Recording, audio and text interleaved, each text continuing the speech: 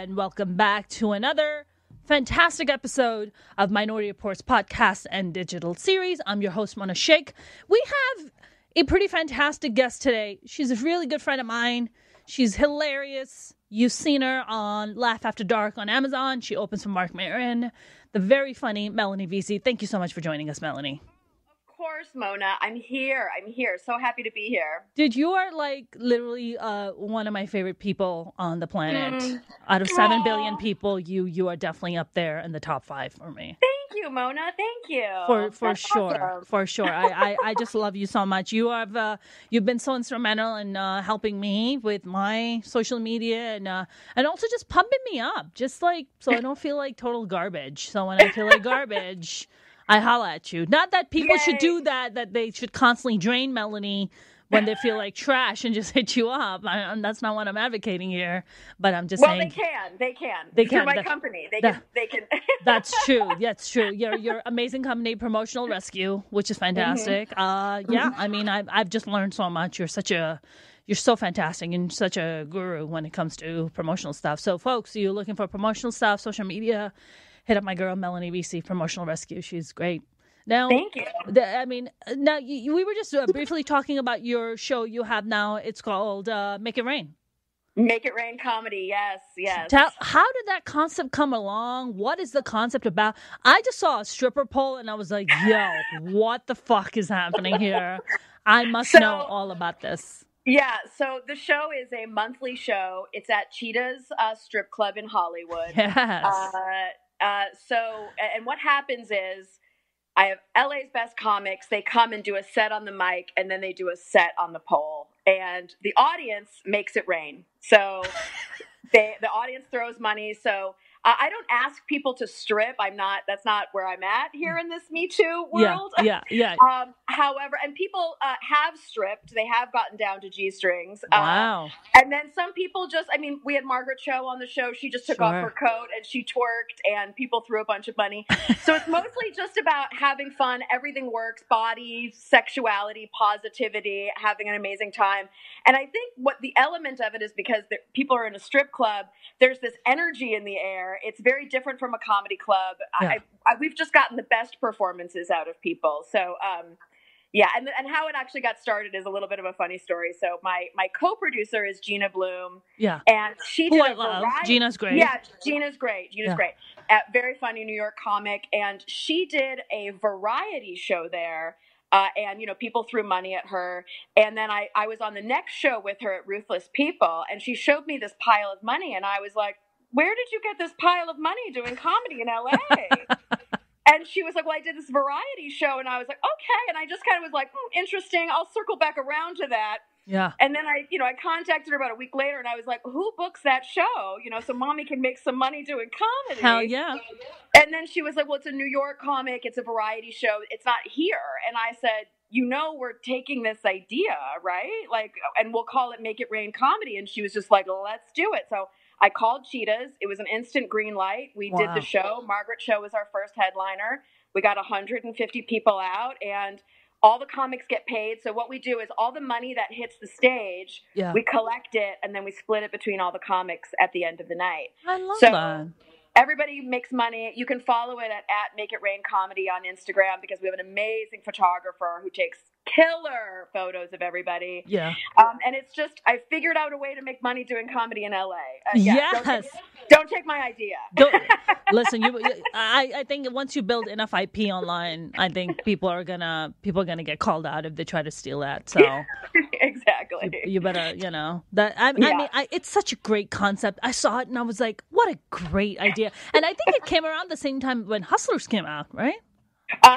So it was like, I think maybe Hustlers came out maybe a couple months before, but a couple weeks ago, J-Lo did her thing at the Super Bowl. She's 50, she's on the stripper pole. And I'm like, do you see how powerful I am with my show?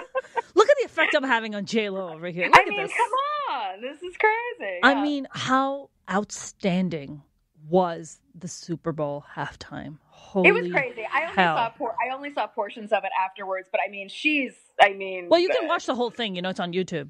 She's just incredible. I mean, give me a fucking break. You know what I mean? She's just making us all look bad. Shakira and J-Lo, I think it's the most watched halftime. It's the best of all time. Like, that's what they rated. It has over 100 million views already. Wow. You know, what they brought on and what they did is just simply outstanding. And this, you know, and I want to talk to you about the backlash that they were facing after the Super Bowl halftime, where there were people coming out and saying that their clothing was inappropriate, and my God, they don't want their children looking at that. And I'm like, Adam Levine was fucking practically naked the year before on stage, and none of you people had any complaints about that. I mean, what do you think? What did you think of this kind of backlash that they were facing? And it's always women, by the way. It's always the women. It's always us. Our bodies are too sexual, not sexual enough, maybe sexual. Do a little bit more. Don't do enough. It's like, what the fuck do you want from me?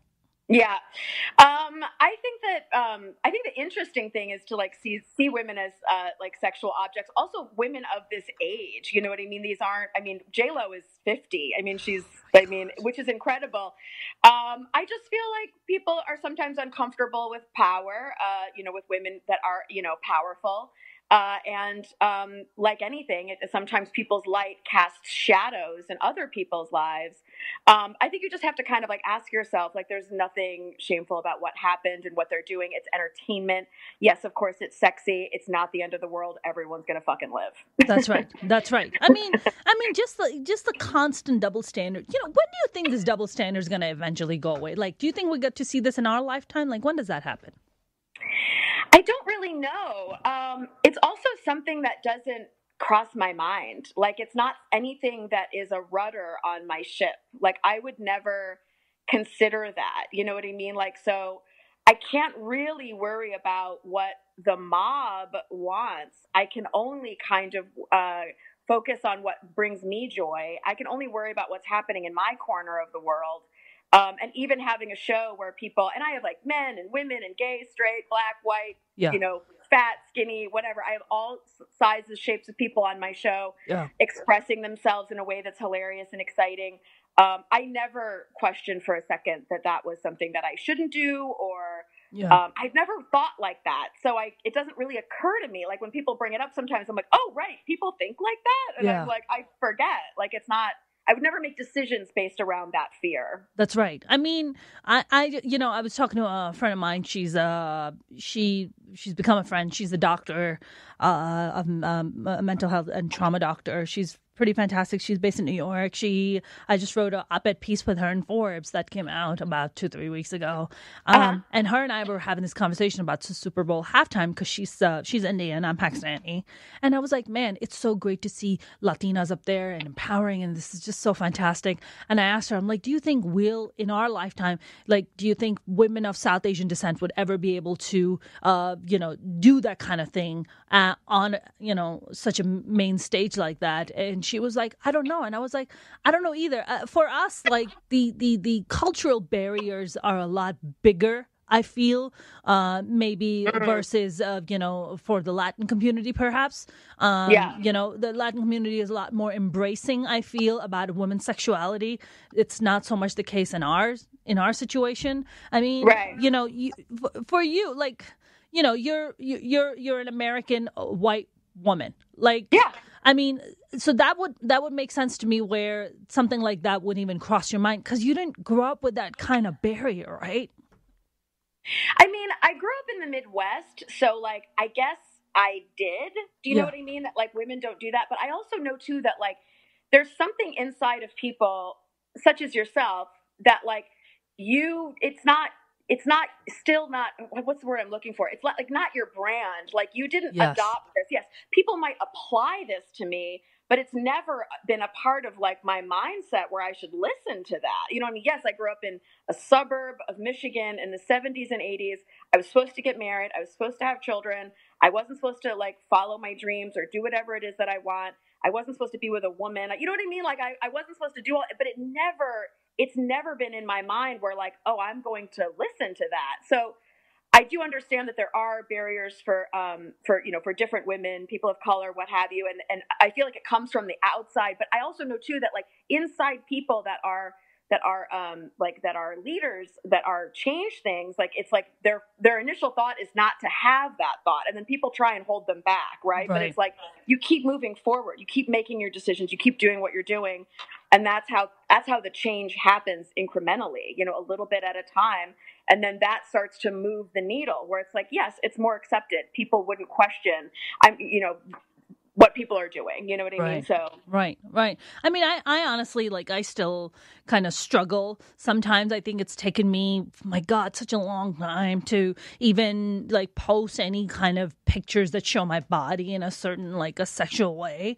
And even then it's a little uncomfortable because it's not, like you said, it's not my brand. It's not something, you're just supposed to, for us, you have to consistently cover your body, cover your face, not be sexual, don't be sexual objects or sexual beings, but be sexual being because you have to get married and then settle down and have children. So for that part, you can just hoe it out, if I may say so myself. Right.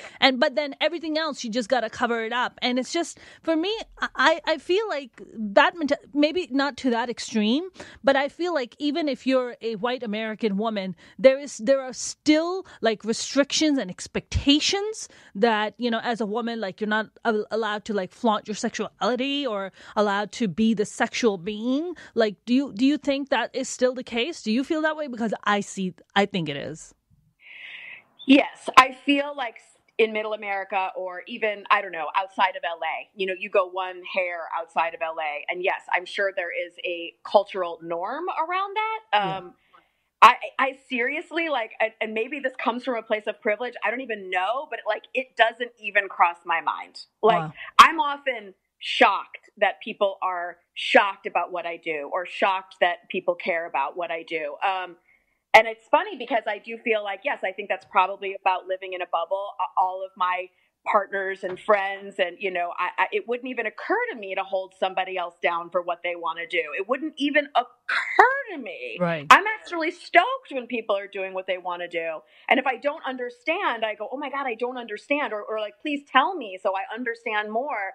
I would never want to stop somebody from doing what they want to do, even if it's shocking to me. I have friends who are porn stars, and I'm just like, tell me how it works, because I have all these crazy ideas in my head. Are you okay? You know what I mean?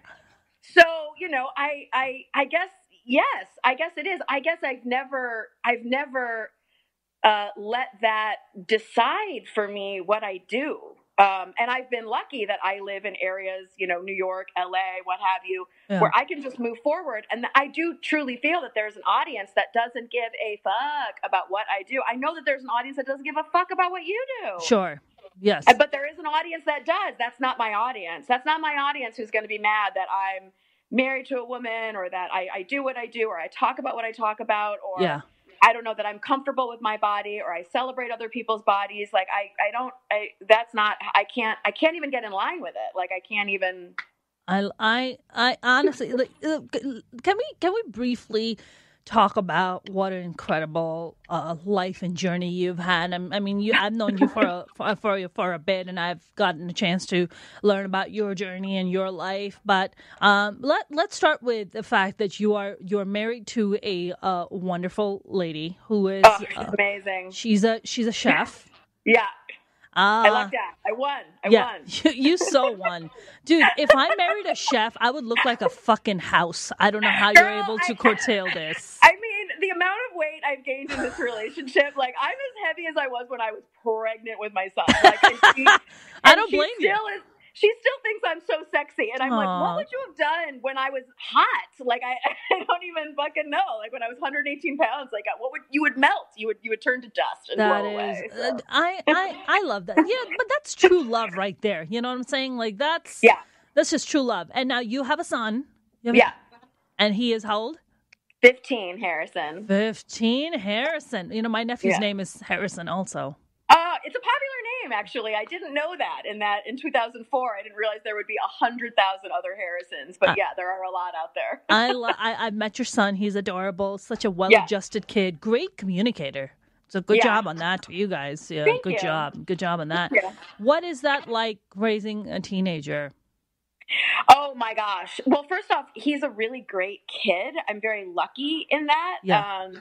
I think the challenges right now are just that I'm slowly handing the reins over to him. Yeah. And watching him have successes and watching him have failures in life. And that is hard to watch, and to support somebody through a failure or support somebody through a challenge and not take control of it, even though I want to, and watching him kind of like find where the bumpers in life are, which is also very challenging. I didn't have parents that were invested in that for me. So I need a lot of support myself to be the parent that I want to be. And I need a lot of help to like stand on my own 2 feet, be the strongest and best Melanie I possibly can be, so I can support him. Because it's about, I can't give away what I don't have. Right. So I can't make him a strong person if I'm barely hanging on. So right. A lot of that is about taking care of myself. I 100% agree. Now, you and I have talked about, and on this podcast, we talk a great deal with our guests about how pain and trauma drives them. Do you feel like, as a stand-up comic, as an artist, do you feel pain and trauma is a big drive for you? Oh my God, it's probably the original drive. I mean, I just know that like I have a sickness where I need attention, and it's almost unnatural. You know what I mean? Like I need success in this area. That's an almost unnatural drive. I need a certain amount of attention that I just don't get in everyday life, which means I have to stand on a stage with a microphone in my face, or I have to be on a set with a camera in my face. Like it really does come from a place of lack as a young child. Yeah. And that drove me into dancing. It drove me into acting. It drove me into comedy. So yeah, I do believe that it absolutely, if I was well-adjusted, I don't think I would need this. Listen, 100%. Well-adjusted people have boring stories. Like, their stories aren't nearly as fun as getting your ass whooped when you're a little kid, on a consistent basis. That's not nearly. Can we delve a little bit into your pain if you're comfortable talking about it? Like, what was the pain? Where did it come from? Did it come from both your parents? Did it come from one parent? What was that pain and trauma? It was totally a collective effort. My parents were very young. I'm not sure that I was planned. You know what I mean? They had their own hopes and dreams.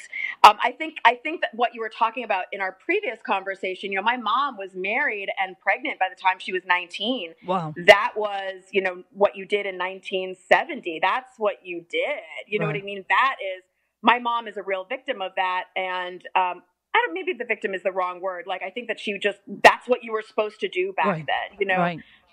And I fought that tooth and nail. And I was just like, I don't want that. I'm not going to be that. Now, did I end up married and with a child?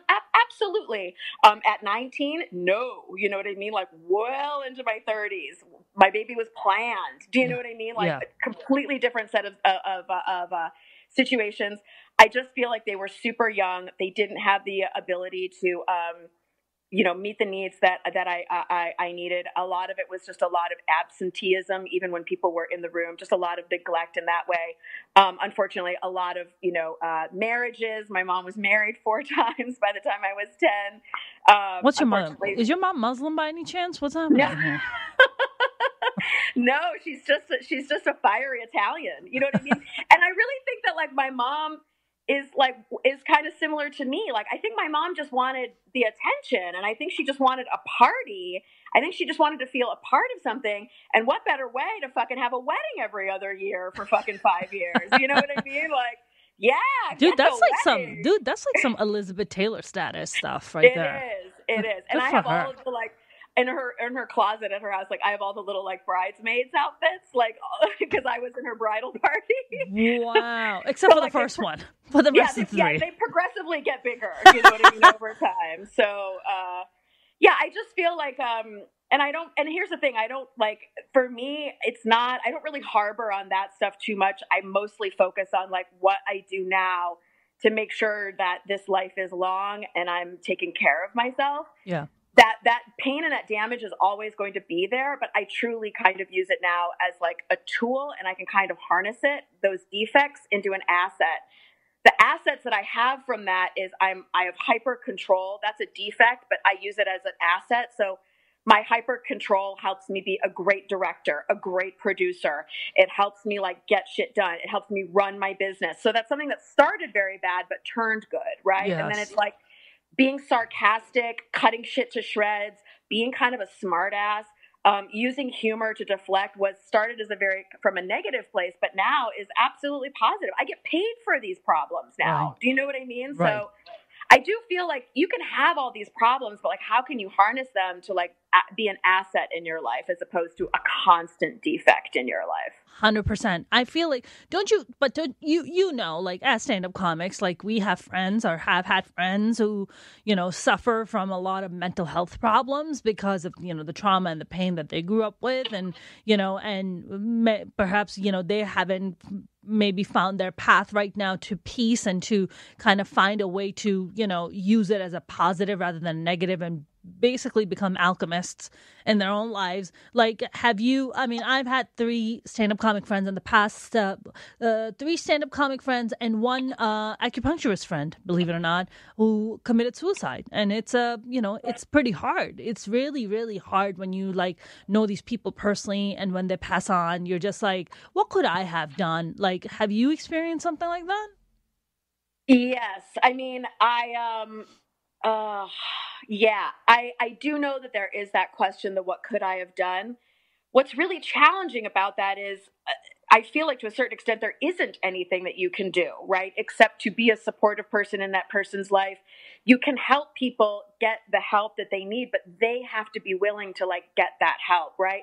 I also just feel like for me in stand-up comedy and watching, like there's, been some more recent suicides in comedy, which is that to not kind of, I feel like, and this is just really my opinion, like not to keep on giving air to this idea that like you can't be married or be in a relationship or be a healthy person and do comedy. Yeah. I feel like, I know we come from a sick place, but like you don't have to be sick and maintain sickness to do comedy. So like find a partner, whether it's a group of friends or, you don't have to sacrifice your life to do comedy. And I feel like when people are like, I'm out 100 nights a week and like marriage means my career will be over and kids mean that my fucking career will be over.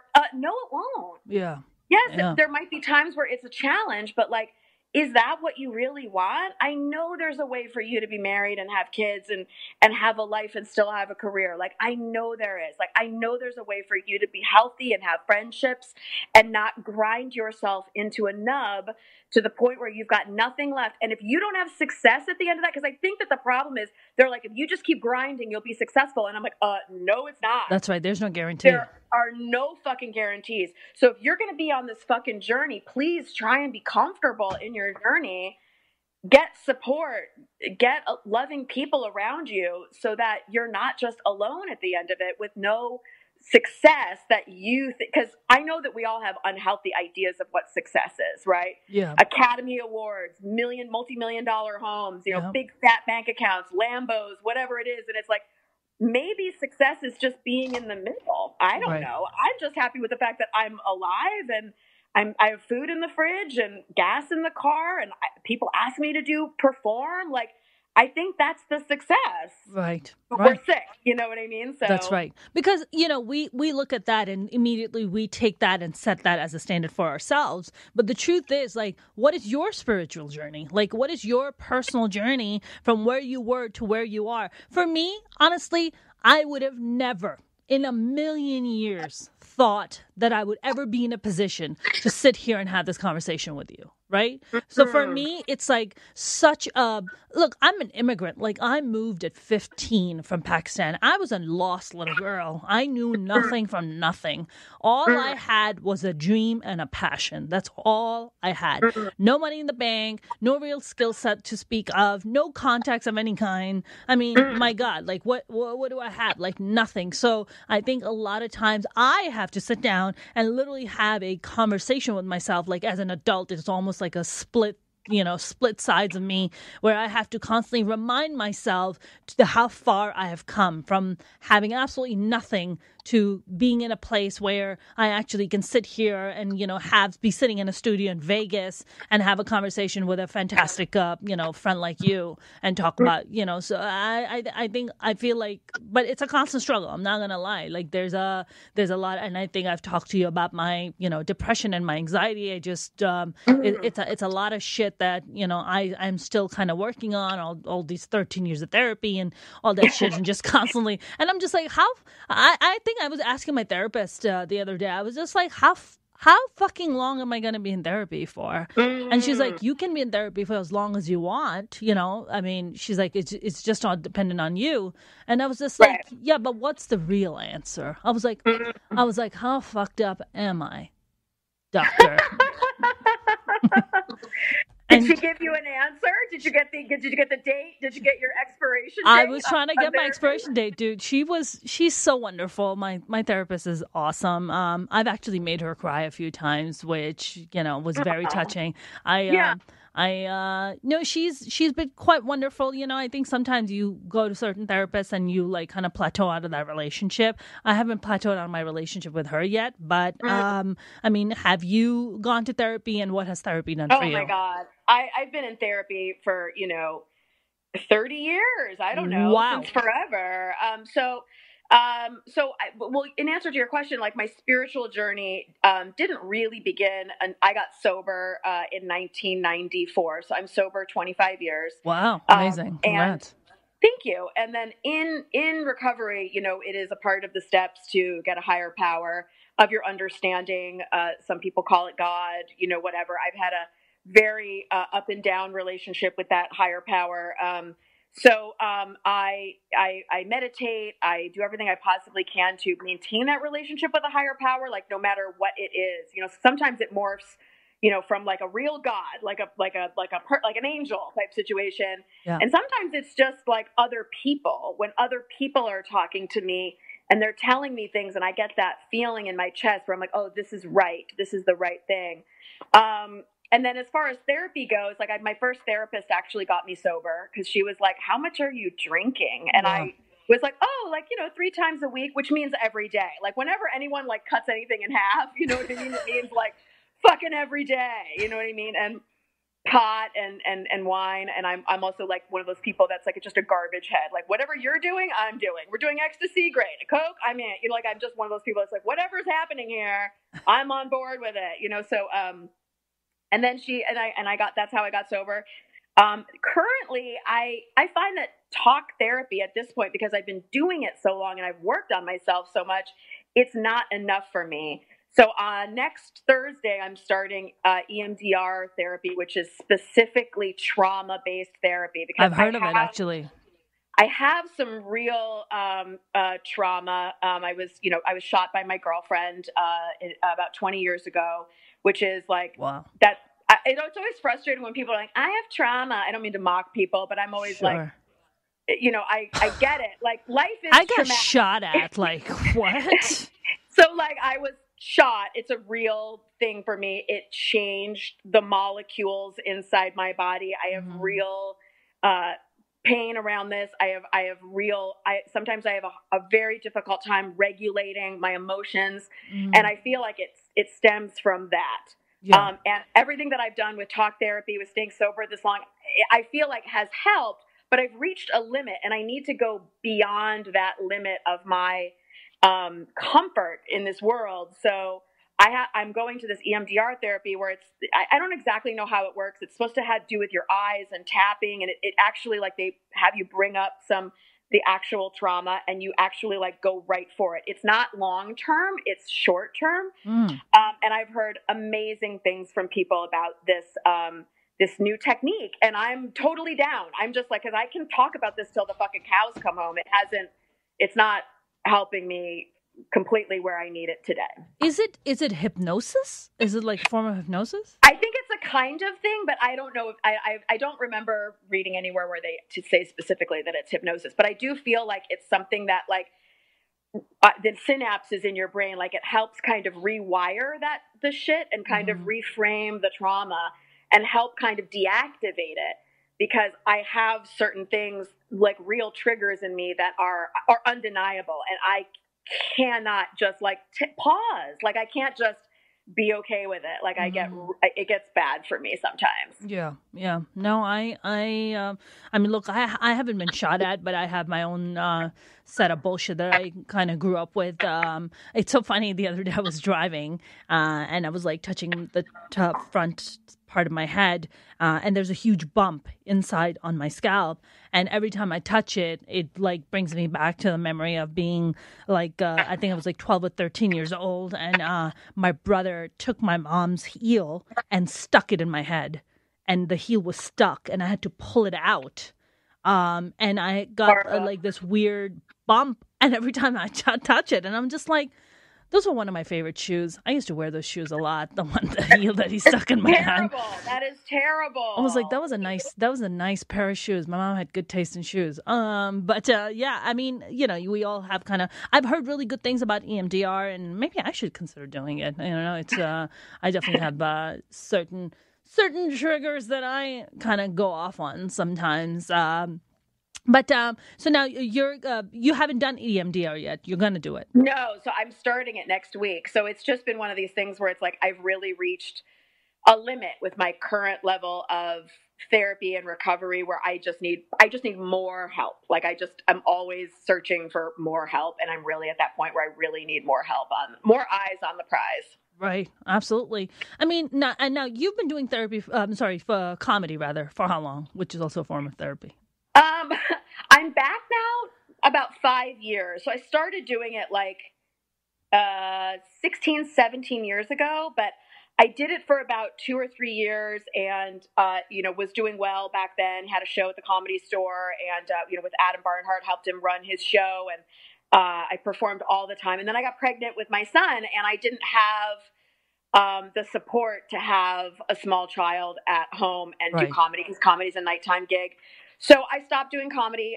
However, I switched over my storytelling to making films, and I directed 4 short films that all went to festivals and that was my version of storytelling at the time, because I could do it around the schedule with a child. And then as soon as I got back, like the support, so I met my current wife, and she's just so helpful. And she was like, well, I'll be here and you can go out and do comedy. And first I was scared that everybody was going to hate me because I wasn't going to be home for dinner all the time. And they were just like, get the fuck out of here. Like, go do your thing. You're better when you're happy and performing and doing, you're doing Melanie on Full Tilt Boogie.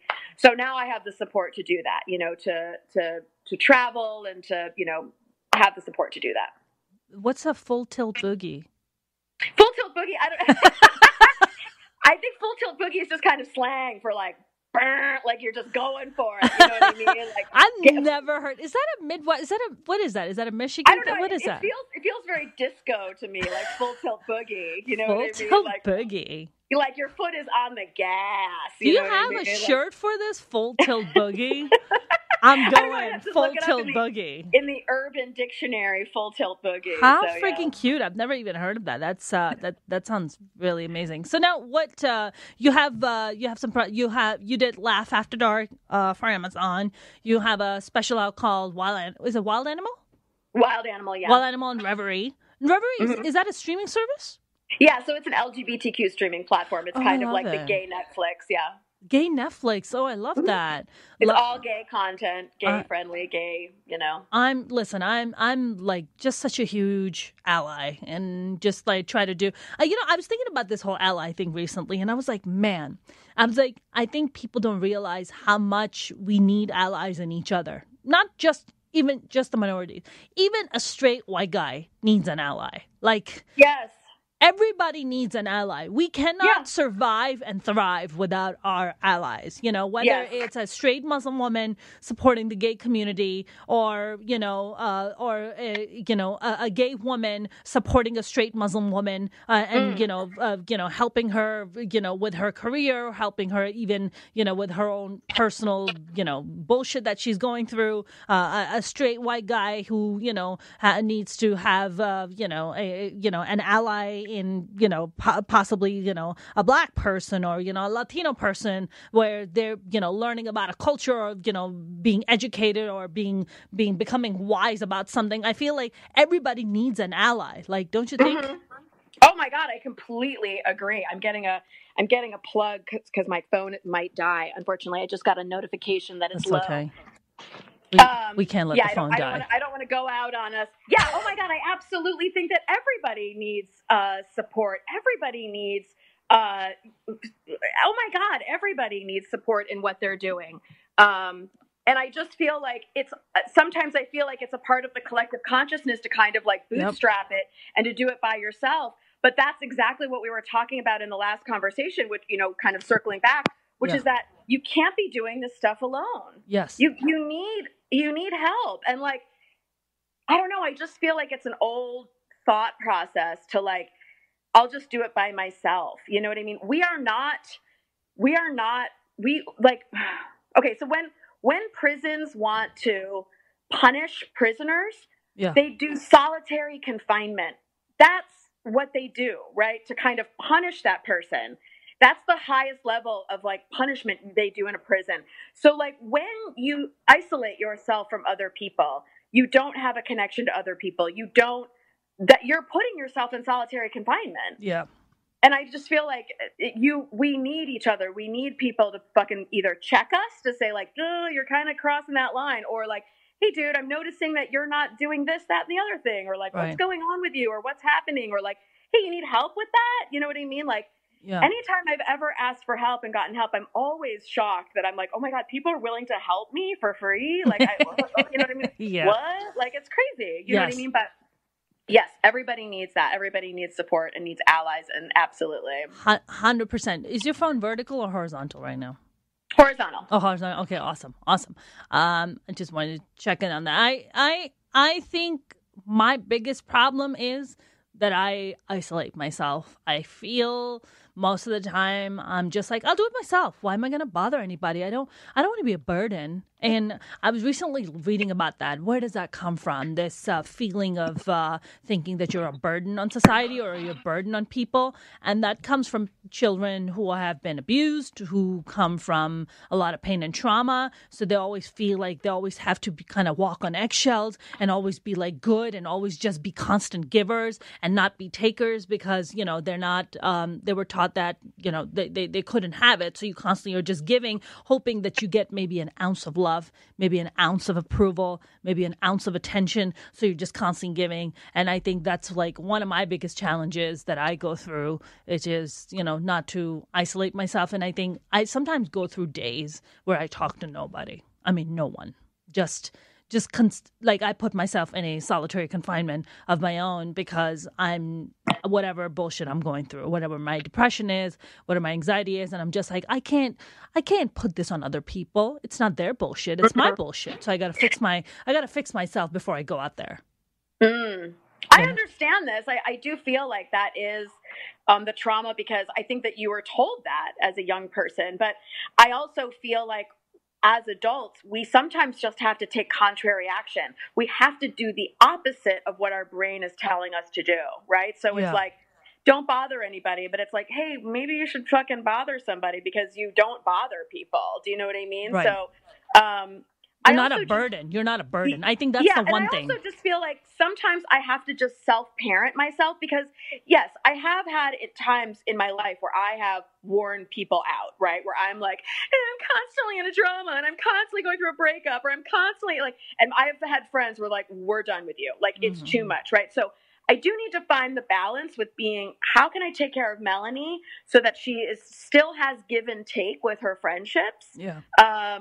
Because I do know that, like, I do hate it when friends only come to me with their fucking bullshit, but then don't invite me to their party. And I'm like, are you fucking kidding me? Like, I nursed you through the last 3 fucking breakups and that time you got fired by your job and your drinking problem. But I see you're having a birthday party, but I'm not invited. And I'm like, what? You know what I mean? So I have to be a complete person. Like, I have to be right-sized, right? I can't be too small and like, oh my God, sorry, everybody. And I can't be too big where it's like, I'm the fucking best. You know what I mean? Like, I have to be right in the middle. Yeah. And sometimes it's like a little pendulum, right? Yeah. Sometimes I fucking feel like the best and sometimes I fucking feel like shit. And I can do all of it with everybody. Sure. To make sure I'm taking care of my relationships. Because at the end, it's really the relationships. It's the relationships that are going to help you with your success. It's the relationships that are going to help you through the hard times. It's always the relationships. 100%. Do you feel like being a married woman and being a mom has helped, like, has enhanced and kind of helped you become a better comic? Definitely a better person. I'm sure that it helped you so much. I feel like, me having a significant other would probably be better, because I feel like the older I get and the more single I am, the weirder I'm getting. And there's nobody to tell me that you're getting fucking weird, Mona. You're fucking weird. Check your shit. Like, this is not normal. And what am my dog gonna say? My poor dog is just like, this bitch feeds me. I can't fuck with her. So I'm just like, yeah, I love you, you fucking crazy bitch. Like, but I need like a person to tell me that was fucking weird, Mona. Getting weird. Getting real fucking weird. Like, do you feel like being in a relationship that does that for you? Like, also, and that kind of bleeds into your comedy and your work? Well, it's funny. I don't necessarily, like, I do know that, like, there are challenges with being happy in comedy sometimes. And I have jokes about it because I'm totally like, the good life is killing me. Because it's like, I don't have that, like, oh my God, you guys, I'm poor. What about being single, Tinder? You know what I mean? Like, I have to dig deep sometimes to find that comedy, because it's my first instinct, I think, for most comics, is to just go towards the trauma and the pain and then talk about it on stage. Mm-hmm. I just have to find other places to do it. Like, I just have to make sure that I don't also just get complacent inside of it. Like, I'm happy. Why leave the living room? Yeah. You know what I mean? So, it's just a different set of challenges. I think everybody has challenges. I think it's all the same amount of energy. It's just like where it's coming from. Right. All the same amount of energy where it comes from, or where the energy is going to go. So, like, everybody's got something that's in their way, right? Whatever it is, whether they have something that, like, whether it's their relationships are in their way, or the fact that they have a relationship or don't have a relationship, whether they are broke or have money. Like, it doesn't matter, like, what your thing is. Mm-hmm. It's going to come for you in the shape that's supposed to help you figure it out, right? So we all know that, like, people who are rich, it doesn't necessarily mean that they're fucking happy. That's we right. see all kinds of you know what I mean? So it's not over there. It's what's coming for us specifically, right? So in the shape that it's made for us, right? So for me, it's just being wildly happy, and that's my problem. Aww, I love that. I love that for life. I'm worried about you in comedy, but I love that in life. Yeah, no, it's not. It's funny because it just means that, like, I have to sometimes dig a little bit deeper. So yeah. I even in my, like, thing with my writing, like, I have a whole list of things where it's like I can tap so much from my past, Sure. breakups and crazy parents and, situations that I've been in and blah, blah, blah, blah. I can't sometimes always just leave it to my current life, because life day in, day out is actually really good right now. Yeah. I'm not starving. I figured out how to make a little bit of money. You know what I mean? Like, sure. I'm not living on the edge. You know what I mean? And I also just don't think that that's good long term. Like, that's going to give me a heart attack. Like, I don't want that. What, what you mean, like all the constant trauma, oh the constant drama? Yeah, for yes. sure. Fuck no. Yeah. No, not interested. For sure. For me, it's like I've noticed this thing about myself. I do, and I don't know if you do this, where, like, things would be going well, and, like, there's a roof over your head, and money, and food in the belly, and bills are paid on time, and everything is fine. And then subconsciously, my brain is like, "This is too good. Let's fuck this up. Let's fuck this up." Absolutely. Like, I'm waiting. Like, I've been with my wife 9 years, and I'm literally waiting for, like, her to find out she's been cheating this whole time. Like, there's a part of me. Oh my God. I'm just totally like, you can't be this good. Like, there's got to be like a invasion of the body snatchers pod next to the bed. I'm going to find out one day that you're living a double life, but I'm like, I know where she's at all times. You know what I mean? Like, we have the thing where we can find our friends. Like, I see where she's at. I see where my kid is at. Like, yes, I do have that. Yeah. But it's not based in any sort of facts. It's all just Melanie's cockamamie brain, Right. Of course. Yeah. I honestly don't even know what me being in a relationship would even look like. Like, I just don't even know who I would be in that relationship. Like, I'm telling you, like, my level of weirdness is just fucking, it's so fucking weird. Like, sometimes I just bust down in dance moves in front of my dog, and my dog just looks at me. I was like, I cannot imagine being in a relationship and doing this shit in front of someone, they'll be like, I want a divorce like right No, now. hopefully they would love it.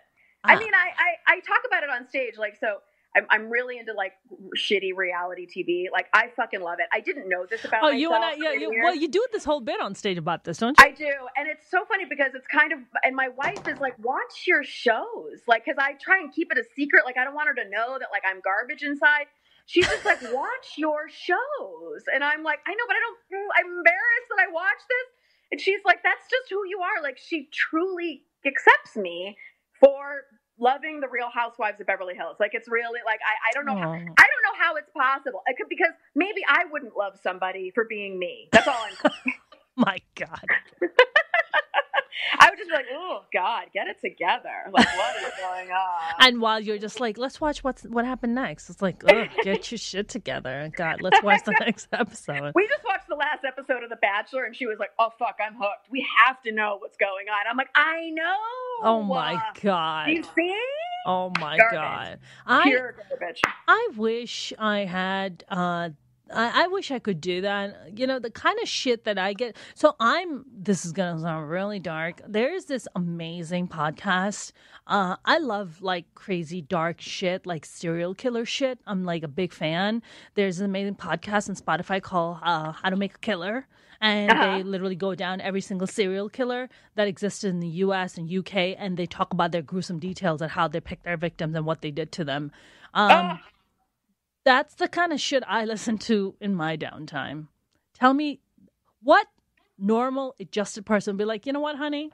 I love you for that dark shit. Like, what the fuck? I would really hold the space that there is someone who's totally like, love it, and then I'm going to raise you one, and I'm gonna raise you one. I am a serial killer. Yeah, I'm gonna. And you're the next victim. I'm gonna be crazy into it, and I'm gonna love you for it. And yes.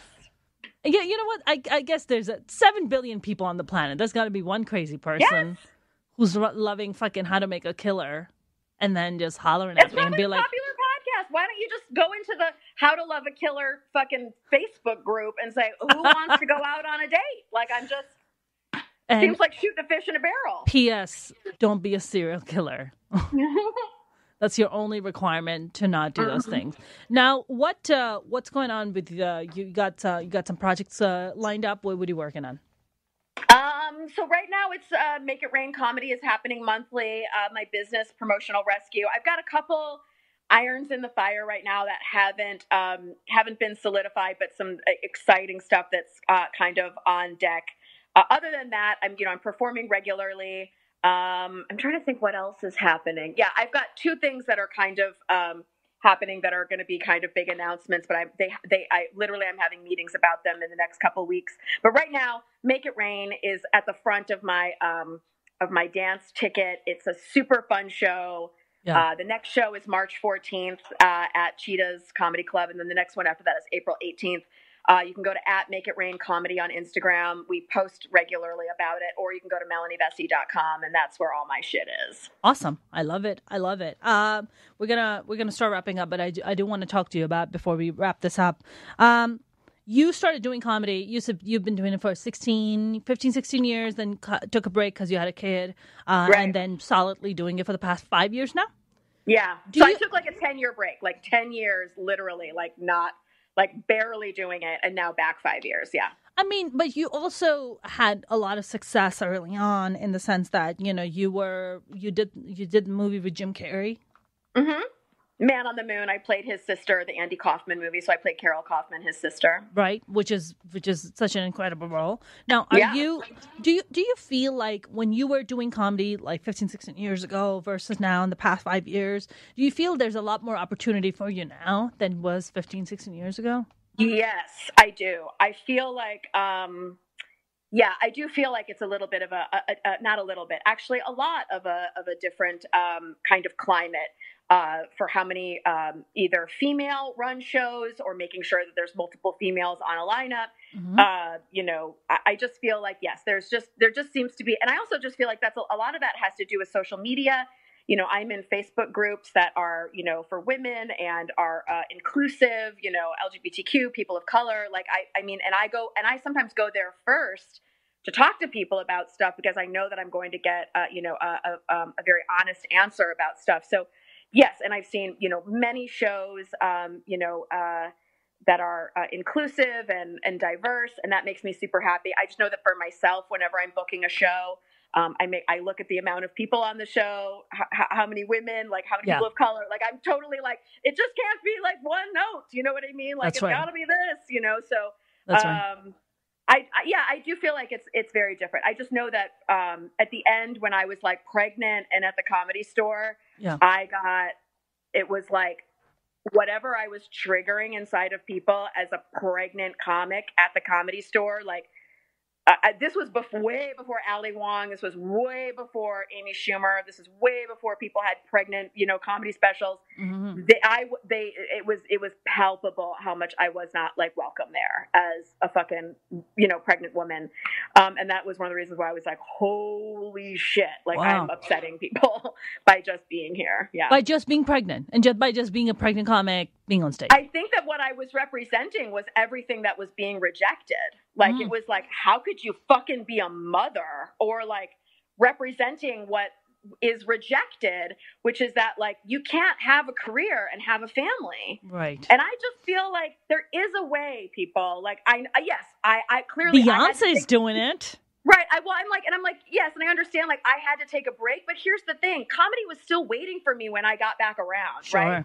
I still had a creative journey. I switched it over to making movies. Like, it's okay. And as soon as I came back, everyone was right where I left them. It's not like I fucking had to start from scratch. It was like the second I came back, it was like I was back on the show at the Comedy Store doing a weekly show. I did that for 2 years and booked that show. So it was like, I just also feel like to tell people, like, you're not missing any opportunities. Like, it really, like, your journey is your journey. And if you need to take a break or if you need to rest, that's okay. Like, you're not missing any boats. You know what I mean? Like, I don't think the universe is here to be like, well, fuck you. You had to take a rest. You know what I mean? Or fuck you. You had to go raise a kid. You know what I mean? It's like, oh my God. Like, I do think and I'm doing great. I'm doing great as a woman who is not in her fucking 20s, not even in her 30s. You know what I mean?